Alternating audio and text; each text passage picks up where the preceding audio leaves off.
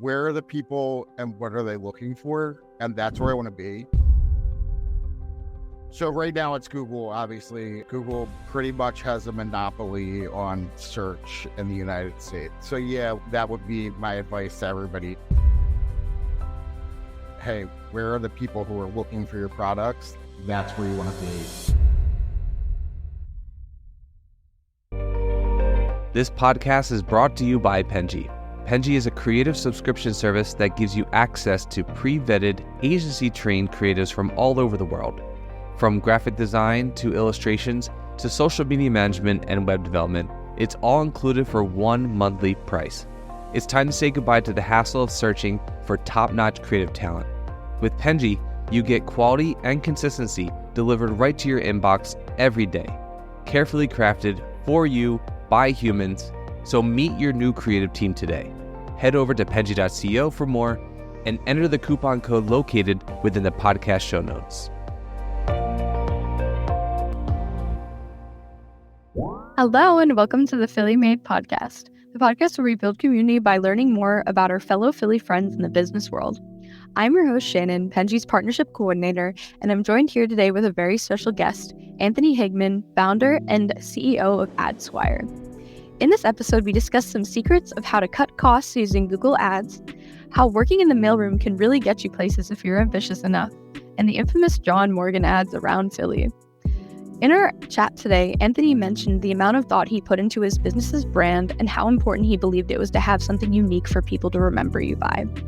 Well, this podcast is powered by Penji, a creative subscription service that gives you access to pre-vetted, agency-trained creatives from all over the world that can do all of that work for you. If you're interested in using our services, head over to our website, penji.co, and sign up using the code AdSquire15, which is located in the description too. Now, on to the show. Hello, Anthony. Thank you so much for coming on with me today. Sure. Thanks, Shannon. So my first question for you is, what inspired you to start this business? And was this a market that you noticed needed advertising assistance since it's very niche? Great question. So it's sort of a long story and kind of relates to my whole path, but basically I graduated in 2008 with a degree in journalism.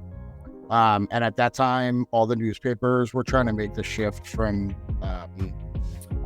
print to digital, and they were all like closing up shop. So I applied to like 100 different journalism positions, and some of them were like, hey, we really liked you, but we're going bankrupt, so the job no longer exists. And so to pay the bills, I took a position in the mailroom of a really big law firm down here in Center City, and worked in the mailroom for a couple of years, but was always kind of looking for different opportunities, always trying to network and like see what else I could do in the law firm. Had a couple of different positions that I migrated to, and then eventually I ended up on the marketing team, helping with all of their Google advertising, and they spent like a lot of money on Google advertising. And so that's kind of how I got into this. And then I had to learn really fast, like everything about Google advertising, and ended up saving them like a bunch of money on some like really minor detail stuff. And then realized that there was a lot of other law firms that had the same problems over time. I love the mailroom to now story. I feel like that's for some reason the starting at the mailroom is a common trope, which I love. Don't knock the mailroom. At the places. What a lot. It was actually like really fun too. So it was like, I just graduated college. It was all like kids my age. So like it was fun for the time. Because like we would go out party after work and like a couple more years of college, to be honest with you. But then it got like old because I was like, I have a college degree and I'm copying papers all day. Yeah. Understand that you learn a lot. That's always good. Again, and then like, you're part of a company. Exactly. And then I tried to again get to any other position. So did this help your process in figuring out what worked for law firms from like a marketing standpoint? It did, yes. Like I said, like I was managing like a lot of money at this law firm, very big law firm in Center City, like a skyscraper. Like there was 150 people that worked there. And so, yeah, like I had to learn fast because I was managing so much money. I was kind of like nervous, like, oh my God, I'm managing all this money. So I really had to learn fast, like about all the ins and outs of Google advertising. And I had a lot of time to do that in this position because it was just one account that I was working on all day, right? So I would learn, or I would read like all of the Google Help documents and really like understand the fundamentals. And then in reading everything and like grasping all that knowledge, everything kind of like clicked to me. And I learned just some nuanced settings that were like wasting some money. And I was able to kind of like go down rabbit holes and find all this data and all this information that was like a little bit hidden. And yeah, that helped me really to like understand where was money being wasted, and really like fine tune and hone the money that we were using for like the best spots. And over time, I learned that like a lot of people have this problem because of how the advertising program's set up. So like there's just a lot of details in it. And yes, absolutely, that first position was like critical to me being here and to me like learning everything about it. So what were they wasting?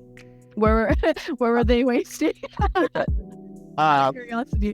Yeah, so Google's great, but they're obviously trying to make the most money too. So like when you set up a Google Ads account, it's very guided to walk you through what settings Google wants you to use, right? Although they may not be the best like for a specific niche, right? So one of the biggest ones is this pre-opted into setting called search partners. And it's like on all these different websites, it's not just somebody going to Google and typing in, I need a personal injury lawyer. It's like a bunch of other weird websites. And that can spend like up to 50% of your advertising budget. And it works different than Google search. And a lot of people don't know that or know that you're pre-opted into it. And so just that one setting can save you 50% of your budget to go towards people who are on Google looking for something. So like that was a really big one that we found and like that I've carried through. Again, like there are some types of businesses where it can make sense to be on search partners, especially like the e-commerce side. So it's not like 100% ill-intentioned by Google, but with legal, it doesn't really make sense. And so again, like just that one setting, turning that off can like make your budget go a lot farther and can save you a lot of money over time. So that's actually incredible because I didn't know anything about that. So that's actually a great tip for our audience. So I appreciate that. And then, so I know you specialize in Google Ads. If you were to pick one place for a law firm to be advertised, is that what you would choose? Like for effective and important? It is. But like what I always say, like my slogan is, where are the people and what are they looking for? And that's where I want to be. So right now it's Google, obviously. Google pretty much has a monopoly on search in the United States. I believe the latest is like 86% of the search market is what they kind of own. So yeah, like that would be my advice to everybody is like, hey, where are the people who are looking for your products? Like that's where you want to be. Obviously, like there's more to that picture, like outside branding. And there's other stuff that we do. But if I had to choose one, absolutely Google. It might not always be Google. So like we go where the people are and for what they're looking. Okay. So in your opinion, what does your service do differently or better than other services like yours? Sure. Yeah. So like I said, like from my start, I had to learn all of this information. Well, I didn't have to, but I did. I read like every help article and in each help article in Google, there's like 50 links out.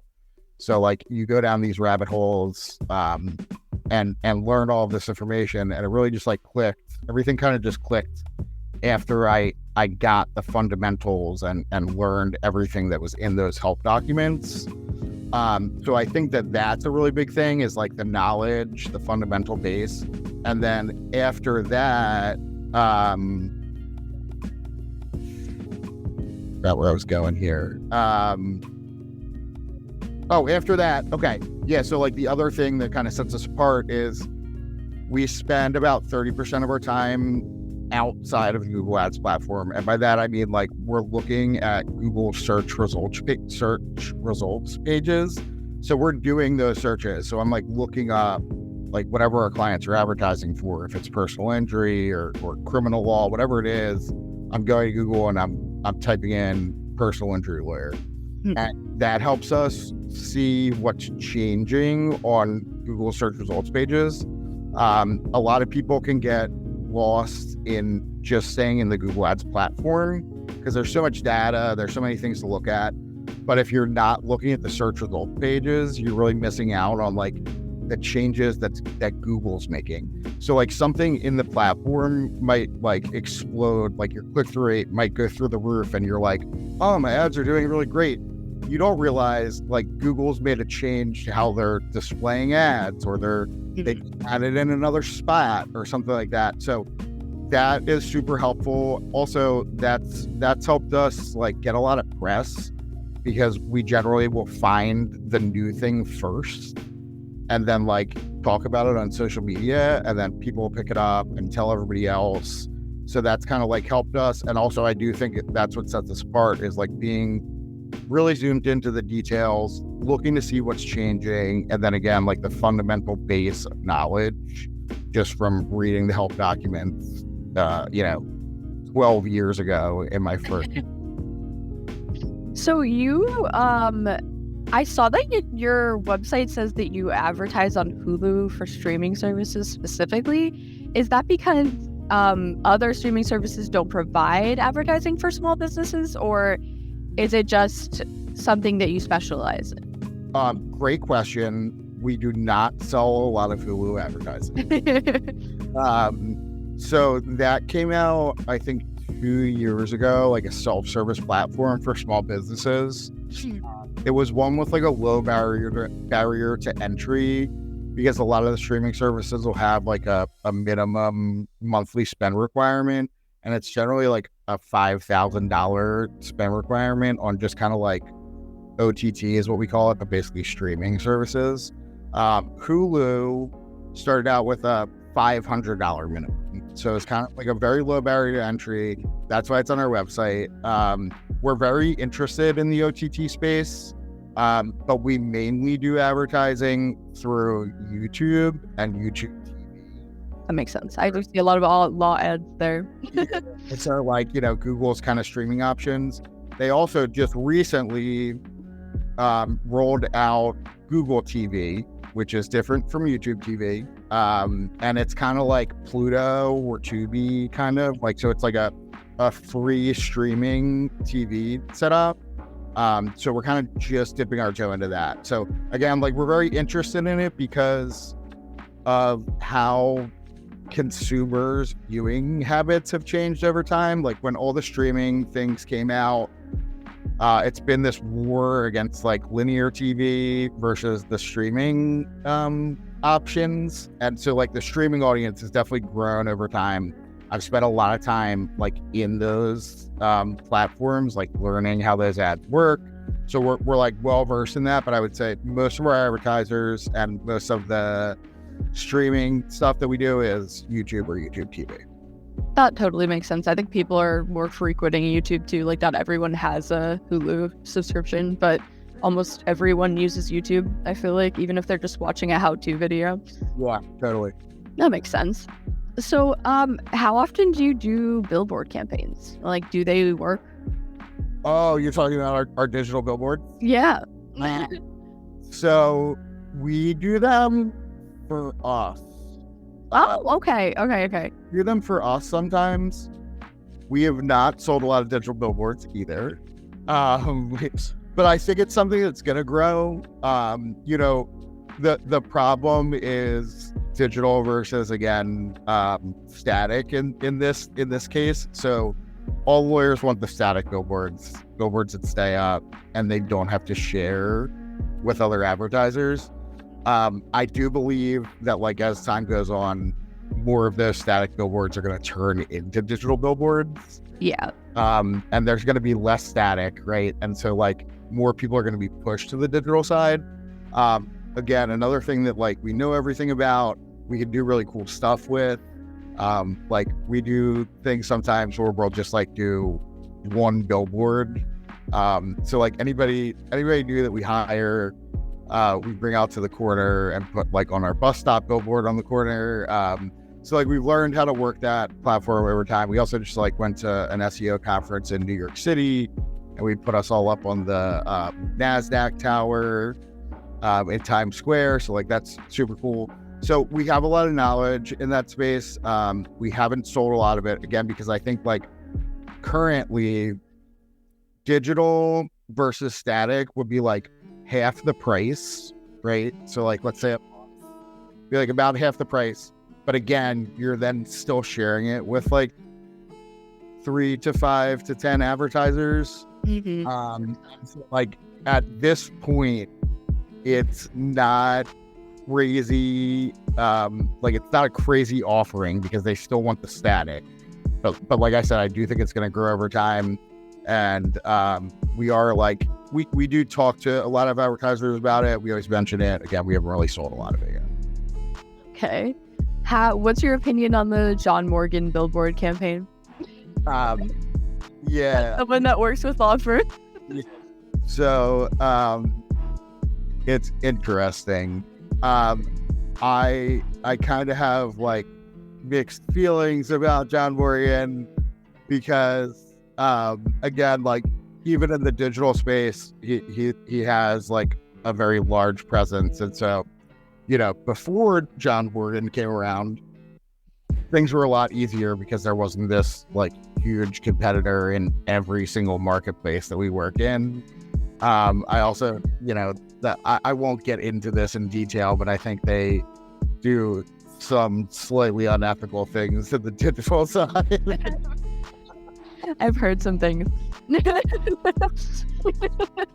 Although, I will say that he's a good marketer. The Billboard campaign is insane.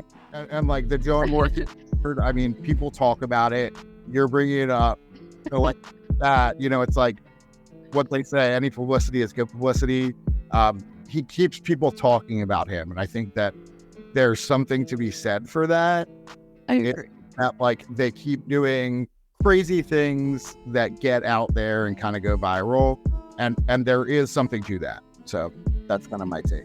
Yeah, I think it's very funny. I actually just read an article about it because I was so curious. I've always been so curious about it because the controversy around it when it came out, like appropriating the word and all that stuff. Since I think he's from Florida. Like, yep. So it was someone on his Philadelphia marketing team, I think, that suggested the idea, and it, like, kind of worked really well. It's not matters one. Yeah, that's hysterical. Right? I mean, again, like, they're funny. They get people talking. And so, like, he's like I said, a very large advertiser. I think they've said how much they spend a year, and it's, like, in the hundreds of millions of dollars. There is something, again, and like, this is kind of piggybacking on the billboard thing. There definitely is something to branding with law firms. I mean, if you drive down 76 or 95, it's lawyer billboard, pharmaceutical, and I think now, like, cannabis, right? I hate singer. But like the law firm billboards, it's, like, overwhelmingly the majority. So there definitely is something to branding on the lawyer side. Not everybody has that enormous budget where they can kind of, like, cover all angles, but, like, that does have does play a factor in online too. we have some bigger clients who, when you do that outside branding, radio, billboards, TV, OTT, that does filter back into online through branded search, and you can see it. So I do believe in the outside branding, and I think it's with John Morgan specifically. He stays relevant. He keeps doing crazy things that keep people talking, and that is a factor in advertising. For sure. So speaking of branding, how did you come up with your little mascot? I love it. Great question. So I had a mentor who was a law firm owner, and he believes super heavily in the value of branding. He's got a little mascot, and he kind of had always talked to me about it was like the RAS, the reticular activating sequence in the brain, and how seeing a familiar image triggers something and kind of like makes people already know you. Also, when I was starting the business, I spent a lot of time like researching competitors.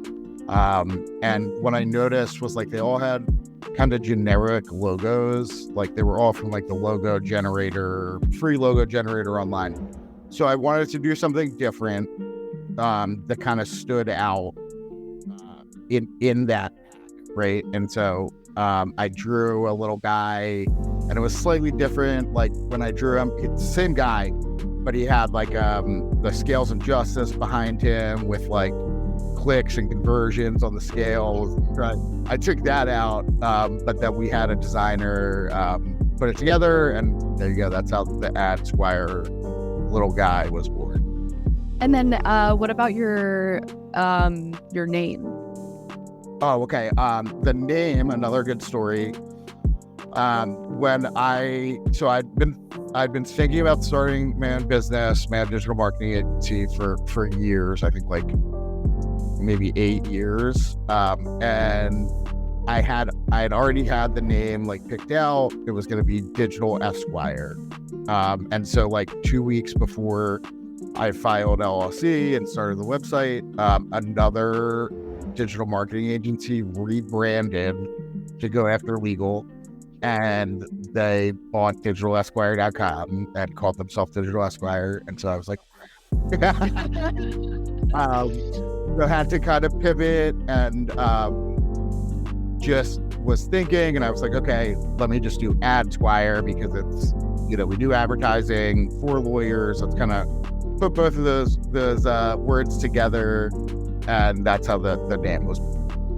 Oh, it's great that it worked out, because it seems much more catchy, much more something that someone will remember.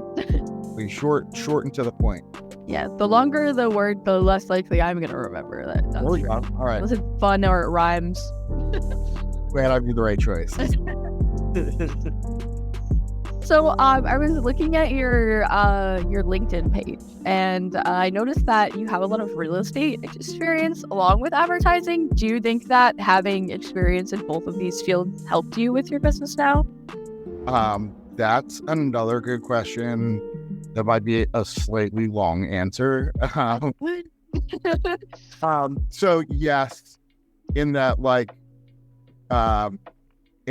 yes, I do. In that like, it's finding opportunities and zooming in on things that may be overlooked. And so I'll give you the backstory. There is this goes back to the mailroom. So I was in the mailroom for I think 2 years, and like I said, I was like continuously trying to get out, network, do anything I could to get out of the mailroom after those first couple of years, because I was like, oh man, I can't copy papers all day anymore.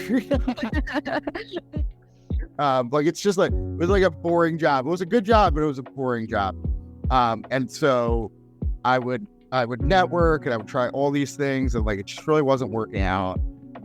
Me getting out of the mailroom. And so you have a lot of downtime in a mailroom, believe it or not. There's definitely like time. You'll deliver the mail. There was 150 people that worked in the building. So like, we had that little cart. We would deliver the mail.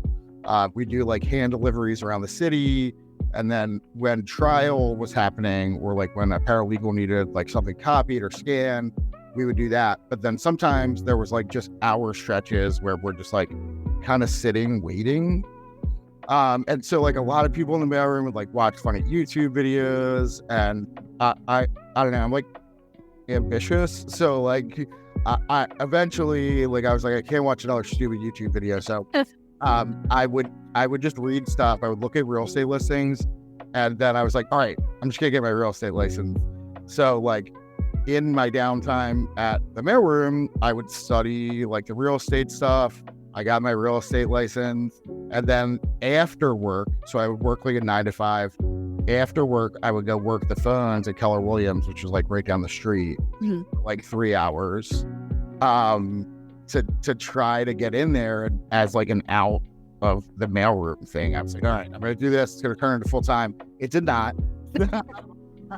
Well, real estate's interesting because you have to like pay for a desk, and you have to like, there's all these fees that come into it. And so like eventually it didn't make sense for me to do it anymore.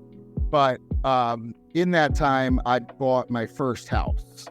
And so because I got interested in real estate, and this is also a crazy story, and if this goes back to it and I'll be done, is that again, like I had all this time to investigate things in downtime of the mailroom, and I found this grant in Philadelphia. It was like a $15,000 grant, and it paid for your down payment and your closing costs.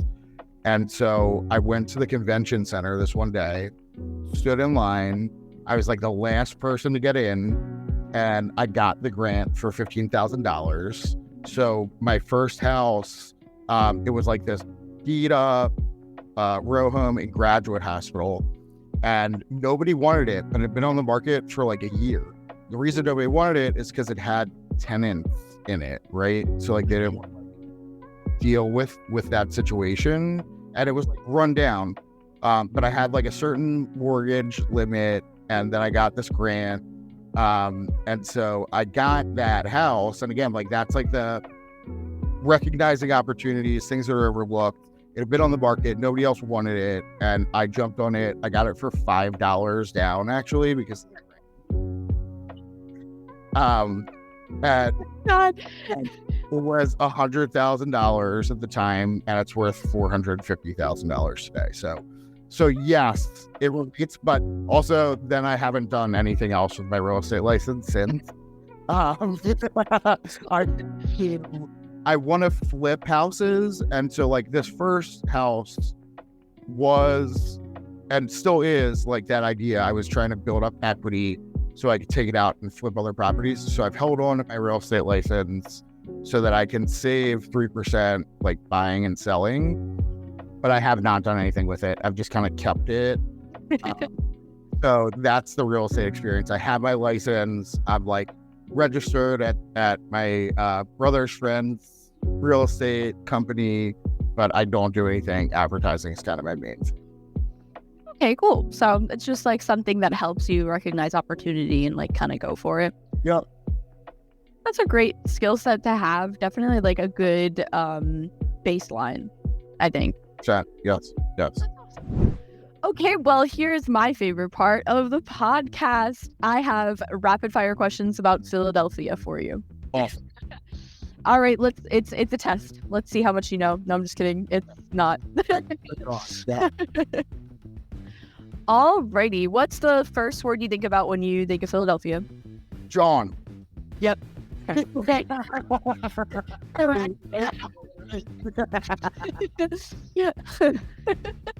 What celebrity do you think of when you think of Philadelphia? Ooh, probably. I'm not even gonna know his actual name, but Charlie Day and Danny DeVito. What? By the way, and that for them when they were filming. Them? Yeah. That's incredible. I wish that would be my dream. And the waitress was there too, so I get to meet all three. That's so cool.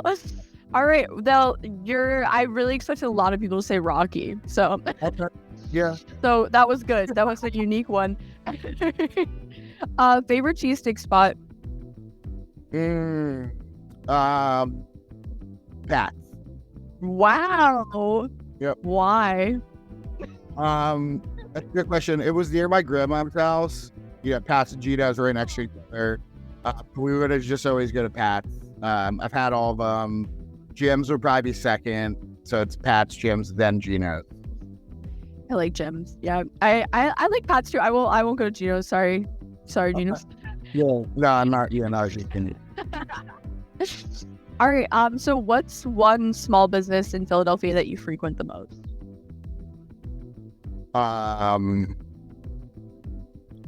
I'd have to say Good Dog Bar, actually. I love Good Dog Bar. I love the photos of the dog. Yeah, they're super awesome. It's right next. Really good. Yeah, it's right next to our office, actually. So we do launch out every day. And Good Dog's like one of the main places that we go to. I love Good Dog Bar. They're so nice there. Their food is really good, and you get to see dogs the whole time. Yeah, what better? Incredible. You can't. What is your? Oh wait. Okay, so this might go in, but maybe you can pick something else. What's your favorite place for a drink or a meal? Okay. I actually like Park. And then Mission Taqueria, I think is what it's called. Mm-hmm. Both those places. Park is great for like lunch because you can sit outside and look at Rittenhouse, which I love. And then I love a mojito, so that would be Mission. Something about a mojito, like super refreshing. I just went to Miami for a family wedding, and my dad, anytime we would go to a restaurant, do you have good mojitos here? The bartender Tate making them, I think. We have like muddle the mint. Yeah. We're very labor intensive. But my favorite, super thing. If their main focus is it's probably streamlined. I'm sure it's not that bad. And you don't have to feel that guilty. It's so funny. Okay. I do love Park. That's one of my sister's favorite restaurants in the city. It's like one of the first restaurants I've been to when I'm before I moved to Philadelphia. She lived here before. I love that place. It's so good there. Okay, and then if you could, these are all very positive. What if you could change something about Philadelphia? What would it be? It's hard. No, I actually have a lot. So this is gonna be like a maybe slightly controversial thing, but over like the past couple years, there's been like interest. I mean, obviously the pandemic really kind of changed the city, but over the past couple years, there's some really interesting things going on in that like all of these street performers are all over the place in Center City. And so like right outside of our office at 1500 Walnut Street is like their like go-to zone. So like bring like a band with like electric guitars and drums, but it's like super loud, and like nobody will do anything about it because like you can't tell people to move. Like Philadelphia like passed a law where like you can't tell homeless people to move anywhere, like even if it's like a noise complaint or whatever, like they just can't do anything. So I would get rid of the street performers during normal business hours. They're like, I'm all for fun. I'm all kind of work, and it's just like all this crazy noise. So like that's the one thing which is maybe slightly. I get it. Some peace and quiet is nice. I feel like you sign up with that for the city, but also, you know, it does it is sometimes.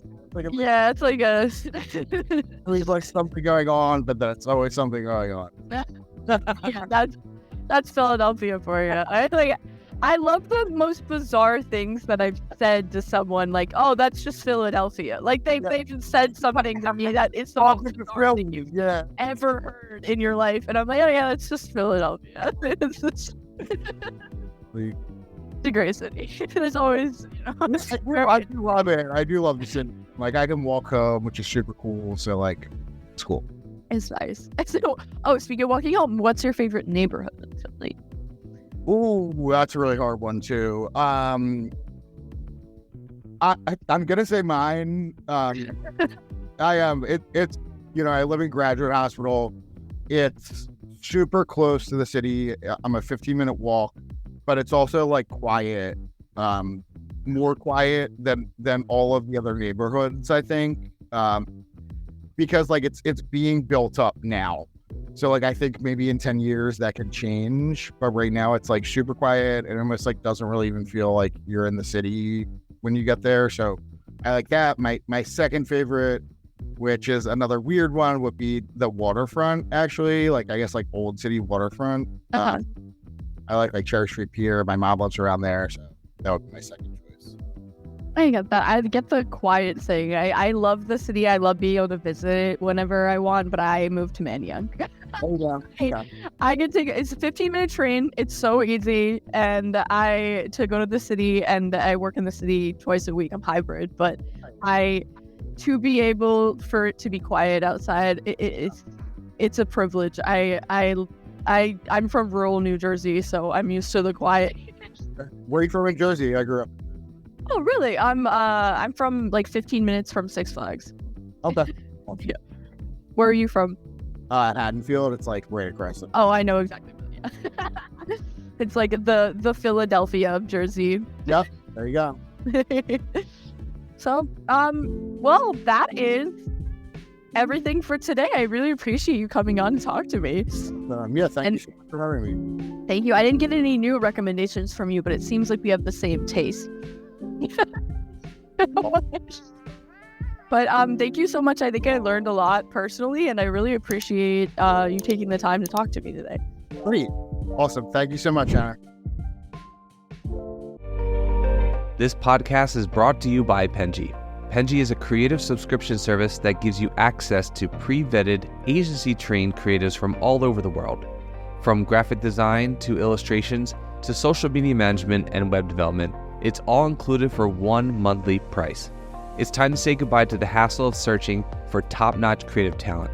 With Penji, you get quality and consistency delivered right to your inbox every day, carefully crafted for you by humans. So meet your new creative team today. Head over to penji.co for more and enter the coupon code located within the podcast show notes.